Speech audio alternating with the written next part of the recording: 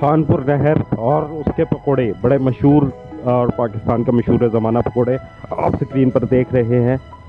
ये है खानपुर नहर शेखुपुरा।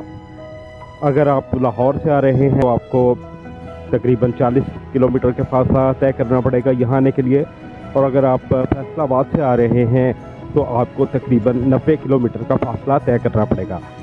बहुत ही ज़बरदस्त माहौल है और ये नहर ठाठे मारता हुआ पानी आप देख सकते हैं। और फैमिली के साथ टूर करने के लिए, और अगर आप लॉन्ग ड्राइव करना चाहते हैं और आपको ब्रंच का टाइम हो जाता है तो आप यहाँ से रुककर पकोड़े ज़रूर खाएं।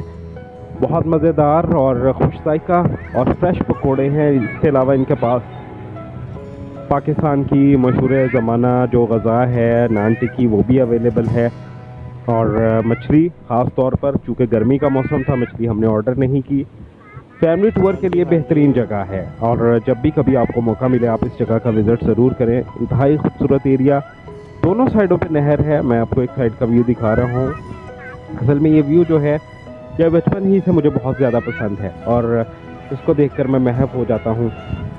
पानी का एक शोर जो कि कानों में एक म्यूज़िक का सा, कुदरती म्यूज़िक का सा रस खोलता है। और असल में जो म्यूज़िक जो है जिसको रूह की ग़ज़ा कहा गया है सॉरी, वो ये कुदरत की आवाज़ें ही हैं, चाहे वो चरिंद परिंद की आवाज़ें हों, पानी की आवाज़ें हों।